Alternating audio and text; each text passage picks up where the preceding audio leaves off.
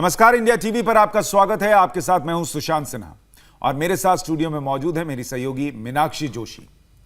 यत्र नार्यस्तु पूज्यन्ते रमन्ते तत्र देवता। संस्कृत के इस श्लोक को न जाने कितनी बार आपने भी सुना होगा। इस श्लोक का मतलब है जहां नारी की पूजा होती है वहां देवता निवास करते हैं। नारी की पूजा से मतलब महिलाओं के सम्मान, उनके बेहतर स्वास्थ्य से है। जब बहन बेटियों की जान बचेगी तभी हमारा जहान भी बचेगा और यह हिंदुस्तान भी। जब घर की लक्ष्मी फिट रहेंगी तभी तो आपकी फैमिली भी हिट होगी। महिलाओं से जुड़ी बीमारियों का इलाज योगाभ्यास से कैसे करना है, यह बताने के लिए हमारे साथ जुड़ रहे हैं स्वामी रामदेव। स्वामी जी, बहुत बहुत स्वागत आपका इंडिया टीवी पर।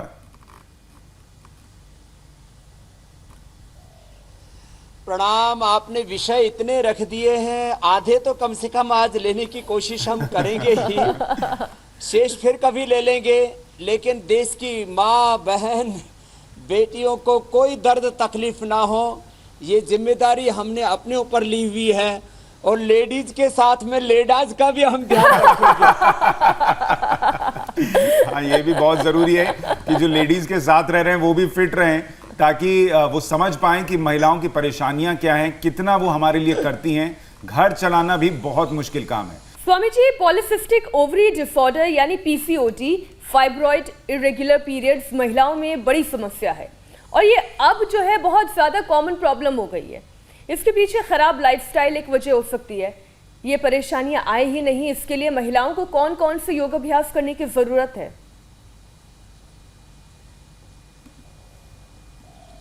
देखिए मीनाक्षी जी, मैंने पॉलिसिस्टिक ओवरीज हजारों माँ बहन बेटियों का ठीक किया और उसके पूरे साइंटिफिक रिकॉर्ड, एविडेंस, प्रूफ हमारे पास में हमेशा बोलता है। हम scientific, authentic, clinical control, trial based, research based authentic योग सिखाते हैं। तो हमने कपालभाति प्राणायाम ये आधा से अधिकतम 1 घंटा करवाया है और 1 से 3 महीने के अंदर पॉलिसिस्टिक ओवरीज, जिसको पीसीओडी कहते हैं, फिलिपियन ट्यूब का बंद होना, ओवम कम बनना, नहीं बनना, पूरा नहीं बनना, उसका परिपक्व नहीं होना, यूट्रस के फाइबर्स, ओवरी की सिस्ट, पॉलिसिस्टिक ओवरीज एक साथ, और ब्रेस्ट के गांठ, कैंसर भी आजकल लेडीज को बहुत बढ़ रहा है, खास करके ब्रेस्ट कैंसर। और इसके साथ साथ मासिक धर्म की अनियमितता, इरेगुलर पीरियड, कैल्शियम की कमी, ये करीब 60-70% लेडीज में मिलती है। उसको अनार, चुकंदर, गाजर हम बताते हैं, थोड़ा मुनक्का, अंजीर कोई ले लेते हैं, हरी सब्जियां ज़्यादा खाते हैं, ठीक है, वो तो घरेलू उपचार है। कपालभाति में न कैल्शियम की कमी रहेगी, न आयरन की, न विटामिन डी, विटामिन B12, ये भी लेडीज में करीब 80-90% शहरों में तो कमी आ गई है। विटामिन डी और विटामिन B12 की लंबे समय तक कमी रहती है तो फिर अर्थराइटिस, रोमेटॉइड अर्थराइटिस बढ़ने लगता है। तो सब माँ बहन बेटियों को कपालभाति तो कम से कम 15 मिनट करना ही करना है। और देखिए, एक बात स्वामी जी और जोड़ दूं सिर्फ इसमें, थोड़ा कर लीजिए मीनाक्षी जी, आप, मैं बता देता हूं कि बहुत सारी महिलाएं जो हैं इस वक्त घर पर बैठी हैं और चूंकि मासिक धर्म की बात हो रही है, ओवरी की बात हो रही है और घर के पुरुष भी ये कार्यक्रम देखते हैं, असहज महसूस मत कीजिए। इसमें कुछ ऐसा नहीं है जो किसी के सामने बात नहीं हो सकती। ये आपके शरीर का हिस्सा है, आपके शरीर में जो चलता है ये सबको पता होना चाहिए। चैनल इधर उधर बदलने की जरूरत नहीं है, इधर उधर देखने की जरूरत नहीं है। यह आपके लिए शो है, सुनिए भी, कीजिए भी और सबको पता होना चाहिए। अच्छा सुशांत, पैडमैन जैसी इतनी बड़ी फिल्म बन सकती है इस विषय पर, लोगों को समझाया जा सकता है, इतने ज्यादा कैंपेन्स चलते हैं, शर्माना किस बात का? सही बात है जी। स्वामी जी अब बताइए आप। और मैं तो एक बात और कहता हूं, हेल्थ का बेसिक नॉलेज, माने स्वास्थ्य संबंधी रोगों के बारे में, शरीर के बारे में, हार्मोन्स के बारे में, जो हमारे भीतर क्रमिक परिवर्तन होता है बॉडी में, हार्मोन्स में जो चेंज होता है, इसके बारे में मैं इसको यौन शिक्षा नहीं मानता, मैं इसको योग शिक्षा कहता हूँ, इसको हेल्थ एंड न्यूट्रिशन एजुकेशन कहता हूँ।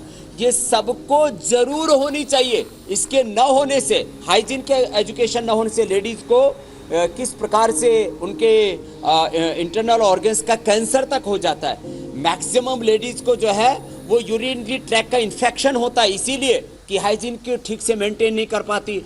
मैं कितनी माँ बहन बेटियों को जो बड़े होदों पर उनको जानता हूँ, उन्होंने मेरे से पूछा, स्वामी जी हमको यूरिन लीकेज की प्रॉब्लम है, हमको यूरिन ट्रैक में इन्फेक्शन है, मैंने उनको बताया, आप सिंपल सा गोखरू का पानी पी लो, गिलोय खा लो, गिलोय गोखरू और खाली कपालभाति अनुलोम विलोम कर लो, आपको किसी भी तरह का यूरिन लीकेज का प्रॉब्लम, यूरिन ट्रैक का इन्फेक्शन, अलग अलग तरह की माँ बहन बेटियों को यूरिन की समस्या होती है। फिर मैंने कहा मासिक धर्म की समस्या, पुरुषों को भी तो धातु रोग होते हैं, स्वप्न दोष होते हैं, सेक्सुअल डिसऑर्डर होते हैं, उसके लिए किस तरह से बर्बाद होते हैं। मैंने मजाक में बोला था लेडी लेडा शब्द, थोड़ा हम थोड़ा लोगों को हंसाना भी चाहते हैं, लोग बहुत डिप्रेशन में हैं, लेकिन ये सच है कि जिस तरह से मासिक धर्म की लेडीज को प्रॉब्लम होती है, उसी तरह से पुरुषों को भी धातु रोग होते हैं। 8-9 साल के बच्चों को ये प्रॉब्लम शुरू हो जाती है। महिलाओं को जहाँ व्हाइट डिस्चार्ज है वहाँ पर उनको धातु के साथ क्षय की प्रॉब्लम है। ऐसे तो अश्वगंधा, शतावर, सफेद मूसली, कोच के बीज हम जहाँ जेंट्स को बताते हैं, वहाँ शतावर डेली लेडीज को खाने के लिए बोलते हैं। ये पूरी औषधियाँ भी हम बाद में बताएंगे। तो कपालभाति, अनुलोम विलोम, ये तो छोड़ना ही नहीं है किसी भी कीमत पर, सबको करना ही है।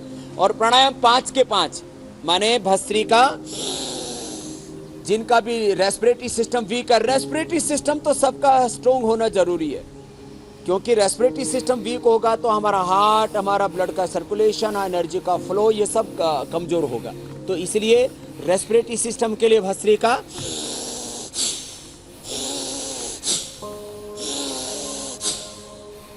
जो यंग लेडीज हैं, जो जवान युवतियां हैं, उनको ऐसे तेज करना चाहिए। हाँ, उनको किसी का ब्रेस्ट भी पूरा विकसित नहीं होता है, पुरुषों का भी चेस्ट पूरा विकसित नहीं होता, तो उनको हीन ग्रंथि होती है, एक कॉम्प्लेक्स होता है, उसे भी बाहर निकल जाएगी। और मैंने देखा है जिनका ब्रेस्ट पूरा विकसित नहीं हुआ, उनको भस्त्रिका कराया, अनुलोम विलोम कराया, सूर्य नमस्कार कराया, अभ्यंतर प्राणायाम भी करवा देते हैं, जो उज्जैन में करते हैं, श्वास को अंदर भर के। तो इससे बॉडी का एक्सपोजर बहुत अच्छा हो जाता है, खास करके ब्रेस्ट का, चेस्ट का। अच्छा, एक अनुभव मैं शेयर कर रहा हूं स्वामी जी। भस्त्रिका, कपालभाति, उज्जाई, अनुलोम विलोम, भ्रामरी, उद्गीत। जी सुशांत जी। और जो आप बार बार दर्शकों को बताते हैं कि ये करने के इंस्टेंट फायदे मिलते हैं योग से, उसका एक उदाहरण दे रहा हूं कि हमारी एक जानकार जो 2 महीने से इस शो के साथ ही योग करना उन्होंने शुरू किया, और अच्छी बात यह है कि रेगुलर करती हैं। उनकी बीमारियां देखिए कौन कौन सी चली गई। 4 साल से वो रेगुलर नींद की दवा खाकर ही सो पाती थी, वो दवा छूट गई, ऐसे ही नींद आ रही है उनको, बढ़िया नींद। उनके घुटनों में दर्द था, सीढ़ी नहीं चढ़ पाती थी, सीढ़ी दौड़कर चढ़ रही हैं। तीसरा, बीपी कंट्रोल और शुगर कंट्रोल, ये 4 चीजें उनके जीवन में चमत्कारिक प्रभाव आया है सिर्फ 2 महीने के योग से। बताइए। नहीं, ये करोड़ों लोगों में परिवर्तन हो रहा है। इसलिए मैंने कहा इंडिया टीवी ने योग का एक जन आंदोलन का स्वरूप दिया है। बच्चे, जवान, बेटे, बेटियां, बुजुर्ग और सब जात मजहब के लोग, सारे प्रोफेशनल्स, विधायिका, कार्यपालिका, न्यायपालिका और खबर पालिका में कितने जो एंकर्स मुझे अलग अलग आपने बड़ा कमाल का नाम दिया, खबर पालिका। खत्म करके जाता हूं तो बोलते सब, कई एंकर्स तो स्वामी जी मुझे मैसेज करके कह रहे हैं कि हमारी जरा ये दुविधा का भी इलाज ढूंढ लीजिए अपने कार्यक्रम में।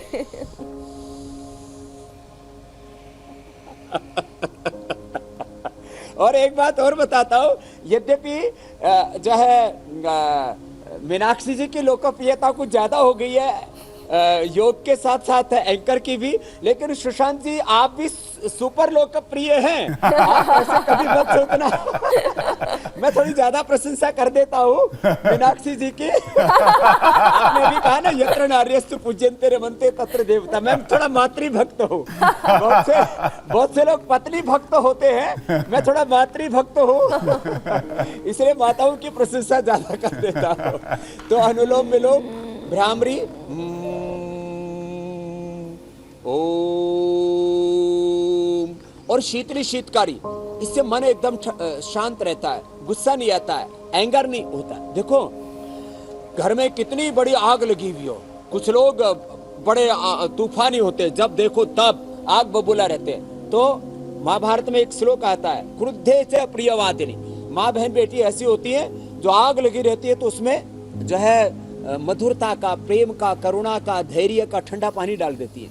तो शीतली शीतकारी उनके भी मन को शांत करने में जो सारे घर की आग बुझाने का काम करती है। ये अलग बात है, कुछ कुछ लगा भी देती है तो वो भी कर दिया करे शीतली शीतकारी। जो आग लगाने वाली हैं वो शीतली शीतकारी करें, अंदर वाली आग अंदर ही बुझ गई, बाहर लगाने की जरूरत ही नहीं और नौबत ही। अच्छा स्वामी जी, एक और बहुत बड़ी समस्या है थायराइड। शीतली शीतकारी जी, हर महिला में आजकल तो ये इतनी कॉमन है, हर चौथी पांचवी महिला को पूछो तो वो थायराइड से परेशान है। किसी को हाइपो है तो किसी को हाइपर है। मीनाक्षी जी, उज्जाई, कपालभाति, उज्जाई, सिंहासन, ये 3 तो अभ्यास हो गए। चौथा ये ग्रीवासन, ग्रीवा संचालन। फिर ये थायराइड का पॉइंट ये करें। और लेडीज जो है जिनका शरीर हल्का हो वो ये सर्वांगासन करें, सर्वांगासन और ये हलासन, तो थायराइड क्योर हो जाएगा 100% thyroid cure within a week, control within month cure, और 1 से 3 महीने के अंदर दवाई बंद थायराइड की। और अभी एक एक करके ले लेते हैं। जिनको नींद नहीं आती, अभी आप बता रहे थे, उनको अनुलोम विलोम भ्रामरी उद्गीत शीतली शीतकारी के साथ ये अंगूठा ऐसे दबा लेना चाहिए, रिंग फिंगर के टॉप पर दबा लेना चाहिए, थोड़ा ये दबा लेना चाहिए ऐसे। और उनको आज एक चैलेंज भी देंगे, फिर ये मेधावटी खा लेनी चाहिए। बादाम रोगन नाक में डाल लेना चाहिए। सिर में दर्द, माइग्रेन पेन भी दूर हो जाएगा मेधावटी से, नींद भी अच्छी आएगी मेधावटी से, और बॉडी ब्रेन एकदम रिलैक्स रहेगा, मेमोरी भी शार्प रहेगी। मैंने तो देखा कुछ माताएं बहनें घर में चाबी ढूंढती रहती है और यहाँ जो है वो अंटी में लगा लेती है, अंटी में चाबी लगा लेती है, पूरा घर ढूंढ लेती है, बोले चाबी गायब हो गई। उसको गांव में बोलते हैं गली में छोरा, शहर में ढिंढोरा, छोरा गली में ढिंढोरा। हाँ, गोद में छोरा गली में ढिंढोरा। तो चारों तरफ ढूंढती रहती है तो मेमोरी वीक हो जाती है, तो वो भी अनुलोम विलोम से अच्छी हो जाती है। अब अगली बात एक और बताते थे, माताओं बहनों का पेट निकल जाता है तो उनको बड़ा दिक्कत होती है। तो मोटापा के लिए मैं 5-7 अभ्यास बता रहा हूँ जो सब कर सकते हैं। एक तो ये, इससे पेट भी अच्छा रहेगा, यूट्रस भी अच्छा रहेगा, किसी भी तरह से उनको मासिक धर्म की नियमितता नहीं आएगी। कपालभाति, अनुलोम विलोम और ये अभ्यास करते रहेंगे तो मेनोपॉज के समय भी हार्मोनल इंबैलेंस नहीं होगा।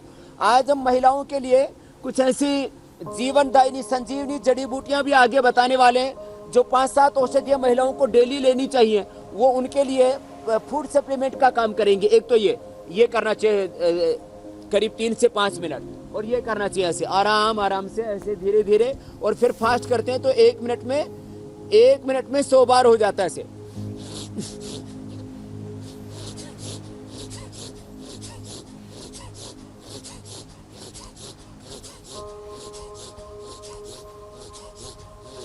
इससे पेट पीठ एकदम हल्के हो जाएंगे। 3 अभ्यास बता देता हूं मोटापा के लिए। एक तो ये, इसको भी ऐसे 50-50, 100 बार कर सकते हैं। और देखो 5 मिनट में 500 बार हो जाएंगे। 5 मिनट में, मैं तो अभी चैलेंज के साथ में 30 मिनट में 50 बार कर रहा था। 1 मिनट में 60 बार तो सभी कर सकते हैं। जो अभ्यास मैंने अभी बताया, चाहे वो चक्की आसन बताया, चाहे स्थित कोणासन, चाहे भुजंगासन या अर्धलासन, फिर ये पादवृत्तासन दोनों पैरों से अथवा एक एक पैर से ऐसे गोल गोल घुमाना, क्लॉकवाइज एंटी क्लॉकवाइज ऐसे। और आज क्योंकि एक दिन में हमें इतना कुछ बताना है, लेडीज की मैक्सिमम समस्याओं का समाधान देना है, तो 1 मिनट में ऐसे 60-60 बार किया, 7 मिनट में 500-700 बार ये अभ्यास हो जाएंगे। और ऐसे आधा 1 घंटा करेंगे तो 1 महीने में, जैसे हमने बताया था, 10 से 15 किलो वेट सब कम कर सकेंगे अपने घरों पर ही। बस 100 बार करें, ऐसे 100 बार करें जी। लेकिन एक समस्या जो महिलाओं की और है, जिस पर चर्चा बहुत जरूरी है, हाँ। और उनके लिए वो जीवन में चैलेंज बन जाता है कई बार, क्योंकि ऐसी लाइफस्टाइल हो गई है कि बच्चा कंसीव करना वो एक समस्या उनके लिए हो जाती है। उसको कैसे योग से दूर कर सकते हैं? देखो, इनफर्टिलिटी के लिए भी बताएंगे। मैं कह रहा था लेडीज को प्राणायाम के साथ, योगासनों के साथ साथ ये सूर्य नमस्कार भी गर्भावस्था में भी 7वें महीने तक तो मैक्सिमम लेडीज कर सकती है। और कपालभाति को छोड़ करके धीरे धीरे भस्त्रिका, उज्जाई, अनुलोम विलोम भ्रामरी उद्गीत, शीतली शीतकारी, ओंकार गायत्री जाप और ये सूर्य नमस्कार, मैंने जिसको कहते हैं क्रोध गाइडेंस में माँ बहन बेटियों को कराया और मैंने पाया उनके बच्चे बहुत स्वस्थ, सुंदर, बुद्धिमान और बहुत तेजस्वी हुए हैं। तो योग से एक तो ये सूर्य नमस्कार सब महिलाओं को जरूर करना चाहिए, 5 और 10 बार से शुरू करके, और रोज 5 मिनट का नियम बना लें कि 5 मिनट अवश्य करना है। 1 मिनट में 5 बार हो जाता है ऐसे, और 5 मिनट में ऐसे 25 बार हो जाता है। इसको तो बहुत अच्छे से कर लेते हैं। मीनाक्षी जी आप करते रहिए, आज आपका 5 मिनट हो जाना चाहिए। पक्का। तो मैं जो बता रहे थे सुशांत जी, मैं इनफर्टिलिटी के लिए बता देता हूँ। संसद भवन तक बहुत चर्चा हुई शिवलिंगी पुत्र जीवक की फलघृत की, कि बाबा जी लड़का पैदा करने की दवाई देते हैं। इसमें लड़का लड़की का कोई भेद नहीं है। संस्कृत में पुत्र शब्द स्त्री पुरुष दोनों के लिए प्रयोग होता है, मेल फीमेल। तो शिवलिंग पुत्र जीवक के बीज खिलाते हैं हम 1-1 ग्राम, फलघृत दूध में मिला करके पिलाते हैं उनको। 10 मूलारिष्ट या अशोकारिष्ट पिला देते हैं, पीरियड की दिक्कतें होती हैं तो। और ये करने से हमने देखा है जो बहुत ही वीक होती हैं लेडीज़, उनको शतावर भी दे देते हैं। मेरे सामने रखा हुआ है शतावर, ये तो ज़बरदस्त है। लेडीज़ को जो हम बता रहे थे कि आगे हम बताएंगे, डेली कुछ ना कुछ औषधि लेनी चाहिए। तो इस शतावर तो लेडीज़ के लिए ज़बरदस्त टॉनिक है। जेंट्स भी कुछ ताकत के नाम पर कुछ कुछ दवाइयाँ खाते रहते हैं, तो महिलाओं के लिए सबसे अच्छा है एक तो शतावर, एक है घृत कुमारी। घृत कुमारी तो चेहरे पर लगाने के लिए और अंदर ये खाने के लिए, उनकी स्किन के लिए भी, मासिक धर्म के लिए भी और उनके यौवन के लिए भी। घृत कुमारी, जो घृत कुमारी का सेवन करेंगे, कुमारी का अर्थ है कौमार्य, और घृत मतलब घी जैसा, घी जैसी ताकत इसमें आती है। इतना चिकना भी होता है घृत कुमारी, हमने उसके बहुत से प्रयोग सबको बताए भी हैं। खैर, तो घृत कुमारी, ये शतावर, ये सब लेडीज़ को रोज़ लेनी चाहिए। ये गिलोय के काढ़ा या गिलोय की डंडी, इससे हड्डियाँ भी मजबूत रहती हैं, इससे किसी भी तरह का कैंसर का खतरा टल जाता है।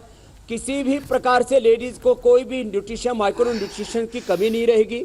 तो ये शतावर, गिलोय, घृत कुमारी और इनफर्टिलिटी के लिए खास शिवलिंगी पुत्र जीवक और फलघृत का प्रयोग मैंने बताया।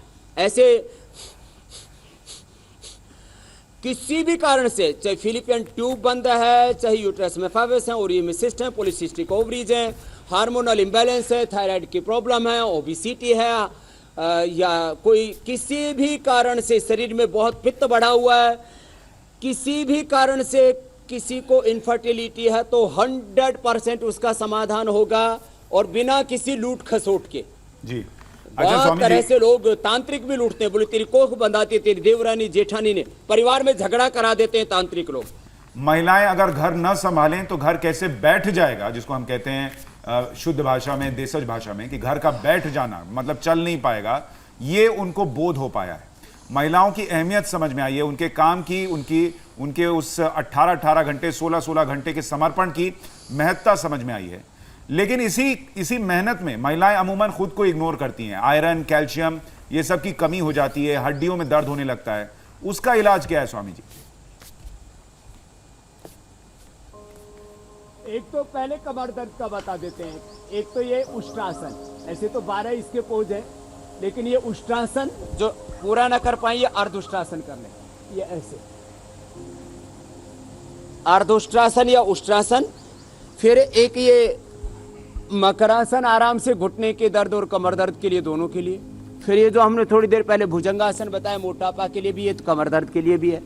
भुजंगासन के 4 अभ्यास होते हैं, ये दूसरा अभ्यास है, दोनों हाथ थोड़ी के नीचे लगा करके। फिर तीसरा अभ्यास में पैर खोल करके, फिर एक भुजंगासन, ये पूरी कमर के लिए। फिर ऐसे भी कर लेते हैं। फिर सलभासन, तो ये सलभासन ऐसे, और जो कर सके थोड़ा शरीर फ्लेक्सिबल है तो आराम से ऐसे कर लेना। इसके लिए एक्यूप्रेशर के पॉइंट भी बड़े जबरदस्त हैं। इनफर्टिलिटी के लिए, कमर दर्द के लिए, वो भी हम अभी बताने वाले हैं। स्वामी जी, ये जो आसन आप बता रहे हैं, क्या ये मेनोपॉज में भी कारगर साबित होंगे? क्योंकि बहुत सी महिलाएं इससे भी पीड़ित हैं। जबरदस्त है, जबरदस्त है। महिलाओं को कपालभाति, अनुलोम विलोम आधा घंटा और सूर्य नमस्कार, साथ में ये सूक्ष्म व्यायाम और जब आसन बता रहे हैं, ये करेंगे तो मेनोपॉज के समय हार्मोनल इम्बैलेंस नहीं होगा। मरकटासन के 3 अभ्यास हैं, ये भी करें तो महिलाओं के लिए बिल्कुल सिंपल से अभ्यास है ये। कमर दर्द महिलाओं की एक बहुत बड़ी समस्या, कमर दर्द, सिर दर्द के लिए तो प्राणायाम और मेधावती मैंने अभी बताया था। बादाम रोगन डालना, बादाम रोगन नाक में डालने के अलावा दूध में डाल के पीना भी कमर दर्द के लिए। और यूट्रस प्रोलैप्स की, किसी का एनस और यूट्रस बाहर निकलता है, किसी से संकोच में कह नहीं पाती, उसके लिए अभ्यास है ये कंधरासन। और बाह्य प्राणायाम भी बताएंगे। सांस को बाहर छोड़ के पेट को अंदर खींच लिया, एनस को अंदर खींच के रखेंगे।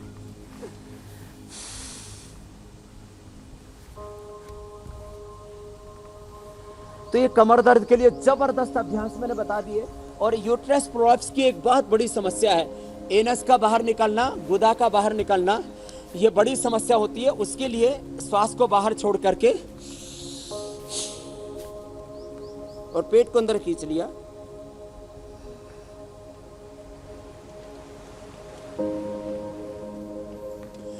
मूल बंध के साथ ये बाह्य प्राणायाम हो गया। तो यूट्रस के प्रोलैप्स होने की समस्या, गर्भाशय के बाहर निकलने की, एनस के बाहर निकलने की, गांव की भाषा में कांच बाहर निकलना, लोग इसको बोलते भी नहीं, कितने लोगों को ये समस्या। और मैंने ठीक किया ये, खाली जो अभी बता रहे थे हम कंदरासन, उसको सेतु बंधासन भी कहते हैं। पेट ऊपर उठाया था और पेट को अंदर खींच करके एनस को अंदर खींच रहे, तो ये बाह्य प्राणायाम।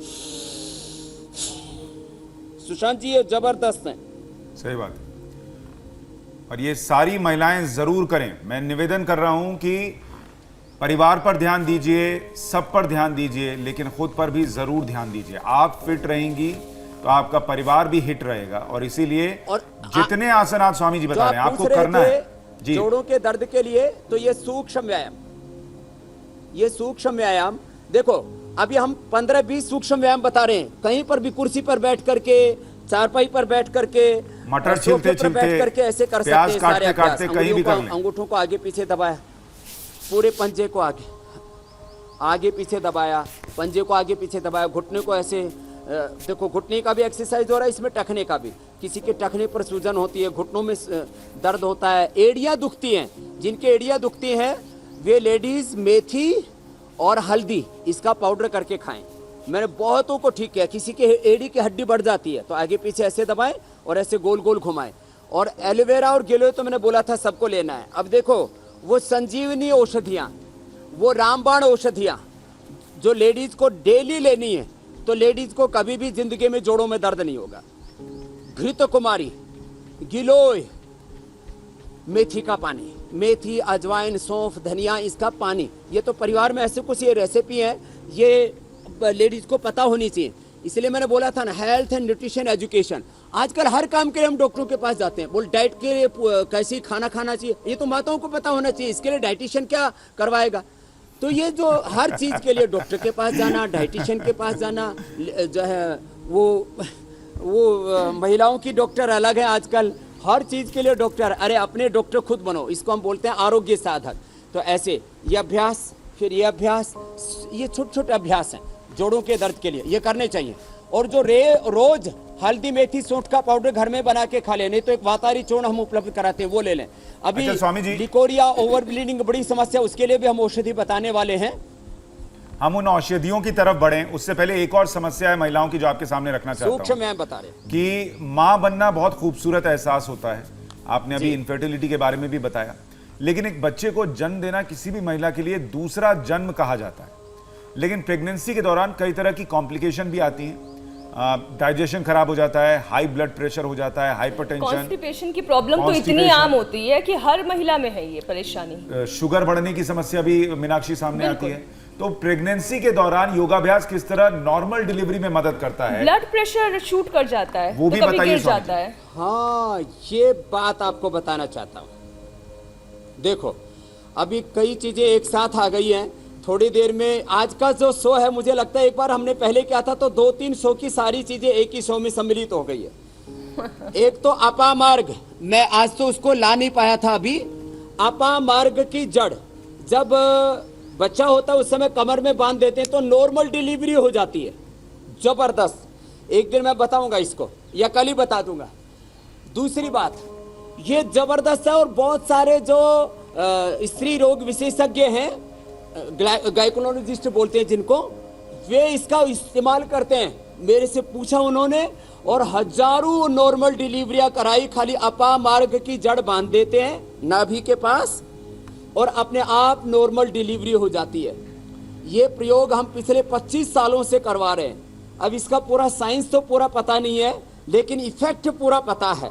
खैर, जो लेडीज के लिए जो आपने दूसरी बातें पूछी हैं, गर्भावस्था में यदि लेडीज को शुगर हो जाता है, ब्लड प्रेशर हो जाता है, थायराइड की प्रॉब्लम होती है, तो उनको यदि वो दवाइयाँ खाती है तो बच्चे पर को प्रभाव पड़ सकता है। यहाँ तक कि बुखार की दवाएं भी गर्भावस्था में लेडीज को नहीं खानी चाहिए। तो क्या करें? तो उनको कोई भी काढ़ा पिए तो गर्म करके ठंडा करके पिए। जैसे बुखार हो गया तो गिलोय को उबाला और फिर ठंडा करके पी लिया तो बुखार सर्दी जुकाम दूर हो जाएगा। यदि किसी को जो है टाइफाइड भी हो गया तो जो खूब कला मुनक्का अंजीर हमने बताया उसका काढ़ा बना करके और ठंडा करके पिए तो कोई दिक्कत नहीं होगी। लेडीज को यदि गर्भावस्था में ब्लड प्रेशर है तो मुक्तावटी ले, एलोपैथी की दवाई ना ले। शुगर है तो खीरा करेला टमाटर का जूस थोड़ी मात्रा में और मधुनाशिनी लें और अनुलोम विलोम ज़्यादा करें। हाँ, ये कुछ बातें हैं जो गर्भावस्था में लेडीज़ के लिए बड़ी ज़रूरी हैं। और जिनको पीरियड आदि की दिक्कतें हैं उनकी, ये तो सूक्ष्म मैम जोड़ों के दर्द के लिए बता दिया। जोड़ों के दर्द के लिए हल्दी मेथी सूट वातारी गिलोय अश्वगंधा शतावर में पहले बता चुका हूँ। पीरियड के लिए पेडू बहुत दुखता है पीरियड के दौरान लेडीज का, उसके लिए भी एक तो ठंडे पानी की पट्टी ऐसे लगा के नाभि के ऊपर, उसके ऊपर सामान्य दूसरा कपड़ा बांध ले तो सुबह योगाभ्यास करते समय आधा घंटे पट्टी बांध ले। इससे कब्ज की जो बीमारी बता रही थी उसके लिए त्रिफला चूर्ण, शुद्धि चूर्ण आदि ले सकते हैं। आंवला एलोवेरा सुबह सुबह पी सकते हैं। पानी थोड़ा ज़्यादा पिए, चबा चबा करके खाना खाएं।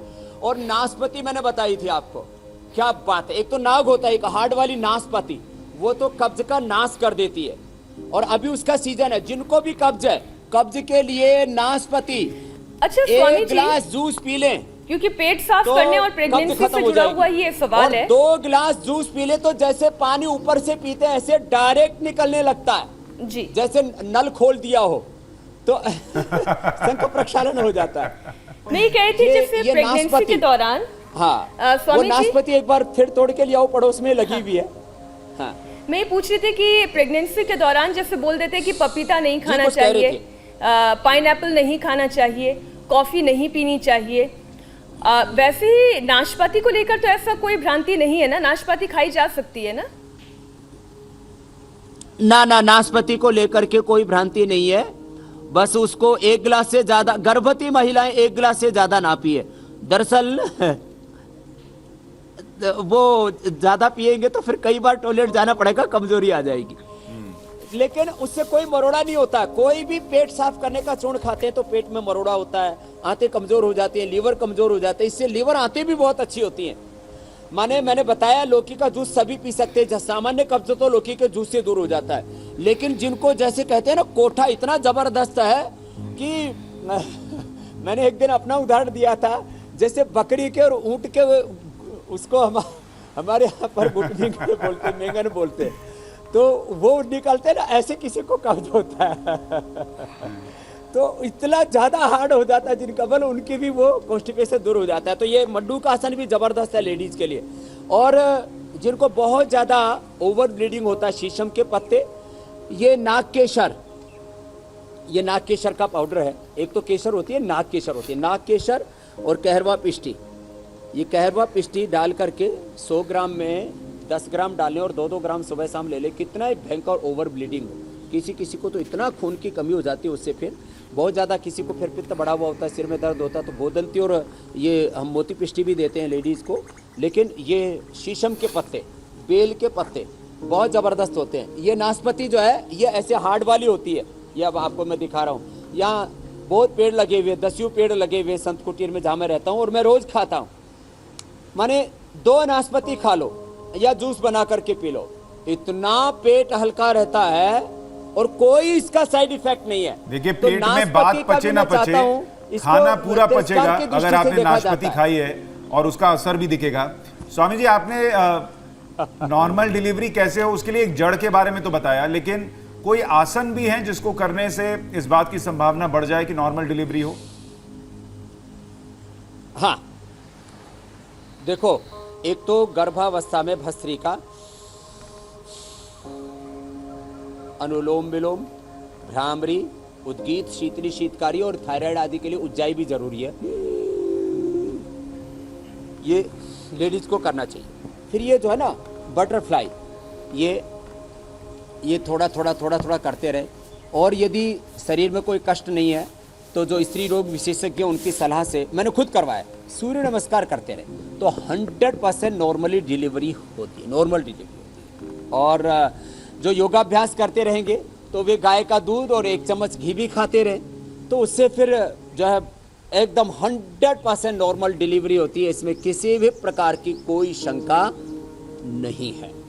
तो बहुत कुछ बता दिया है। बच्चों देखिए, को आपने स्वामी जी गर्भावस्था में बहुत सारी पूरा पोषण बातें मिले, जो इसके लिए महिलाओं से हमने जुड़ी हुई उनके बारे में बताया मातृत्व और मातृत्व प्लस औषधियां भी बना रखी हैं। जी।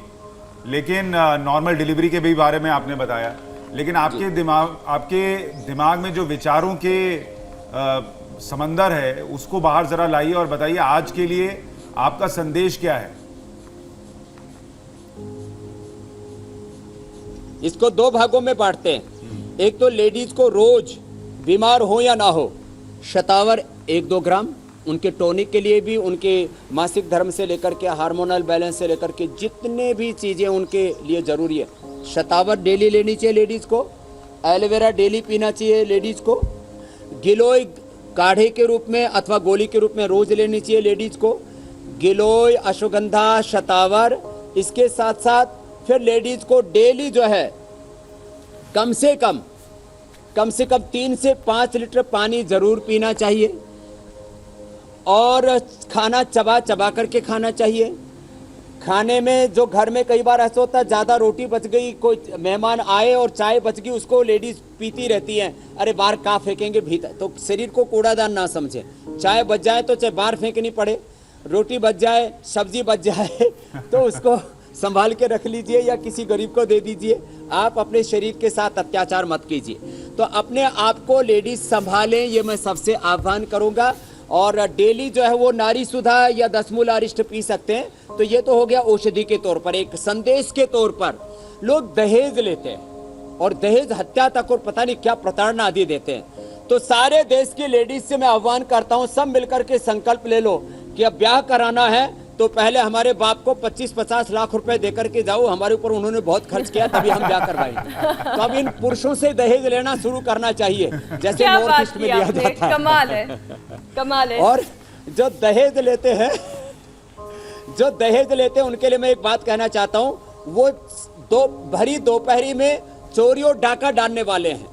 वो कायर, कमजोर और बुद्धिमान लोग हैं, वो नामर्द लोग हैं जो दहेज के टुकड़ों पर अपने घर को चलाना चाहते हैं। ऐसे कायर, कमजोर और बुद्धिलों के लिए मैं एक ही बात कहूंगा, अरे भैया आप में यदि इतनी मर्दानगी नहीं है कि आप अपना घर खुद चला सको तो फिर शादी मत कराओ, या तो मेरी तरह से ब्रह्मचारी हो जाओ। वैसे मेरे साथ ये कोई समस्या नहीं थी, नहीं तो ब्याह कराना है तो दुल्हन ही दहेज। हम छोटे बच्चे थे तब सुना पढ़ा करते थे, ट्रकों पर लिखा रहता था, स्कूल में जाते थे दुल्हन ही दहेज। हमको समझ भी नहीं आता था। लेकिन एक तो दहेज, दूसरा भ्रूण हत्या। माँ, बहन, बेटियों को लोग गर्भ में कत्ल कर देते। जिस माँ ने जन्म दिया उस होने वाली माँ को हमने पेट में ही मार दिया। ये तो बहुत बड़ा पाप है। तो मैं सबसे आह्वान करूंगा, दहेज ना लें, भ्रूण हत्या है तो ब्रह्म हत्या है, इस पाप से बचे। यही आज का संदेश है सुशांत जी। बहुत बहुत धन्यवाद।